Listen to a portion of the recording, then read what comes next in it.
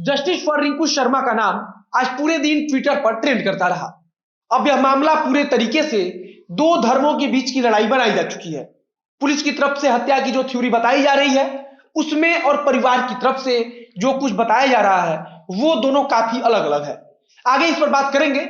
हमने शुरू में कहा कि justice for Rinku Sharma Twitter पर ट्रेंड करता रहा, लेकिन अब दूसरी खबर यह है कि खुद ट्विटर को लेकर सर्वोच्च न्यायालय ने नोटिस जारी कर दिया है। तीसरी खबर में बात करेंगे किसान आंदोलन की। किसान आंदोलन एक बार फिर से दो फाड़ में बढ़ता नजर आ रहा है। हालांकि राकेश टिकैत ने इसे संभालने की कोशिश करते हुए अपने पहले वाले बयान से खुद को पलट लिया है। सबसे आखिरी में बात करेंगे राहुल गांधी ने प्रधानमंत्री पर जो निशाना साधा है उसके बारे में। नमस्कार, मेरा नाम है मोहित कुमार सिंह और आप देख रहे हैं हमारा विशेष कार्यक्रम जनता जंक्शन शो।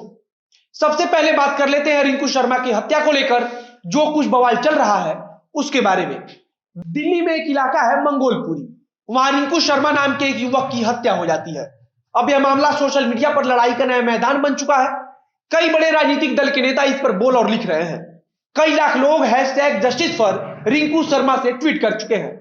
जिन आरोपियों को पकड़ा गया है उनका नाम मोहम्मद दानिश, मोहम्मद इस्लाम, जाहिद और मोहम्मद मेहताब है। अब रिंकू की हत्या क्यों हुई है इसको लेकर भारतीय जनता पार्टी के कार्यकर्ता और परिवार वाले एक तरफ है तो वहीं पुलिस का कहना कुछ और ही है। पुलिस की तरफ से बताया गया है कि रिंकू की हत्या एक बर्थडे पार्टी में हुई नोकझोंक के बाद की गई है। वहीं इसके उलट हिंदूवादी संगठनों के कार्यकर्ता, उनके नेता और रिंकू के परिवार वालों का कहना है कि राम मंदिर को लेकर यह हत्या हुई है। पुलिस के मुताबिक एक बर्थडे पार्टी में रेस्तरां खोलने को लेकर रिंकू की नोकझोंक हुई थी। इसके बाद रिंकू जब देर शाम पार्टी से वापस आ रहा था तो रास्ते में रिंकू को दानिश ने रोक लिया। दानिश के साथ उसके 3 और दोस्त भी मौजूद थे।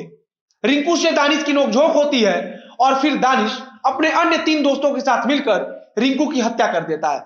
यह पुलिस की थ्योरी है। वहीं परिवार वालों का कहना है कि रिंकू बुधवार की शाम को एक बर्थडे पार्टी में गया था। रिंकू पार्टी से वापस आ रहा था तो घर के पास मौजूद एक पार्क के पास ही दानिश और उसके दोस्त खड़े थे। वहीं रिंकू और दानिश के बीच झगड़ा हुआ, जिसके बाद रिंकू दौड़कर घर भाग आता है। आरोपी रिंकू का पीछा करते हुए उसके घर तक आ जाते हैं और फिर वहां आकर उसके पीठ में चाकू मार देते हैं। बाद में रिंकू की अस्पताल में मौत हो जाती है। परिवार वालों का कहना है कि रिंकू की हत्या के पीछे की वजह उसकी हिंदुत्ववादी छवि, भाजपा के कार्यक्रमों में आना जाना और राम मंदिर निर्माण से जुड़ाव था। परिवार वालों के अनुसार रिंकू को मारने के बाद आरोपियों ने परिवार वालों पर भी हमला कर दिया। अब इस हत्या के बाद भाजपा के कई बड़े नेताओं ने इसे धार्मिक एंगल भी दे दिया है। भाजपा दिल्ली के प्रदेश अध्यक्ष से लेकर कपिल मिश्रा तक लगातार हिंदू मुसलमान को लेकर बयानबाजी कर रहे हैं। फिलहाल दिल्ली की राजनीति इस हत्या के बाद से गरमाई हुई है। ट्विटर पर हैशटैग हिंदू लाइव्स मैटर भी लगातार ट्रेंड करता रहा। दिल्ली पुलिस मामले की जांच में लगी है। दूसरी खबर ट्विटर को लेकर है। अब भारत सरकार के मंत्री लगातार लोगों को कू ऐप पर आने के लिए प्रोत्साहित कर रहे हैं।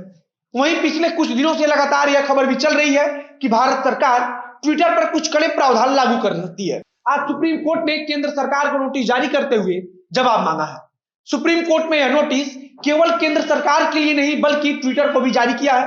भाजपा के नेता विनीत गोयनका के याचिका पर सुनवाई करते हुए कोर्ट ने कहा कि ट्विटर पर केवल साधारण आदमी ही नहीं बल्कि भारत के बड़े और संवैधानिक पदों पर बैठे सम्मानित व्यक्ति भी हैं। कोर्ट ने कहा कि कई बड़े संवैधानिक पद पर बैठे व्यक्ति की तस्वीरों को इस्तेमाल कर फर्जी अकाउंट बनाया जा रहा है। सुप्रीम कोर्ट ने सीक फॉर जस्टिस संस्था का जिक्र करते हुए कहा कि ऐसे संस्थाओं को भी भारत के खिलाफ प्रोपेगेंडा फैलाने की खुली छूट मिली हुई है। याचिका में इस बात का आग्रह किया गया है कि सरकार को ऐसी सामग्री पर नियंत्रण की व्यवस्था बनाने के लिए कहा जाए। इसके अलावा भी 2 अन्य याचिका पहले से सुप्रीम कोर्ट में दर्ज है। इन याचिकाओं में कहा गया है कि दंगा फैलाने से लेकर देश विरोधी प्रोपेगेंडा फैलाने में ट्विटर का हाथ है। याचिका में यह भी कहा गया है कि बिना वेरिफिकेशन के प्रोफाइल बनाने की छूट ने फर्जीवाड़े को बढ़ावा दिया है। एक याचिका में जिक्र है कि दूसरे के नाम की प्रोफाइल बनाने को कानूनन रूप से जुर्म घोषित कर दिया जाए। फिलहाल ट्विटर को लेकर हैशटैग बैन ट्विटर अभी पिछले दिनों इंडिया में ट्रेंड कर रहा था। अब आते हैं तीसरे खबर पर। किसान नेता राकेश टिकैत ने पहले तो कह दिया कि यह आंदोलन 12 अक्टूबर तक चलेगा। राकेश टिकैत ने सरकार को 12 अक्टूबर तक का अल्टीमेटम दे दिया था, जिसके बाद से संयुक्त किसान मोर्चा से कुछ नेताओं ने उनका विरोध कर दिया। एक और किसान नेता गुरनाम सिंह चढ़ूरी ने कहा कि यह सुनकर हंसी आती है। उन्होंने कहा कि कैसे आंदोलन 12 अक्टूबर तक ही चलेगा। आंदोलन तो तब तक चलेगा जब तक तीनों कृषि कानूनों को वापस नहीं ले लिया जाता।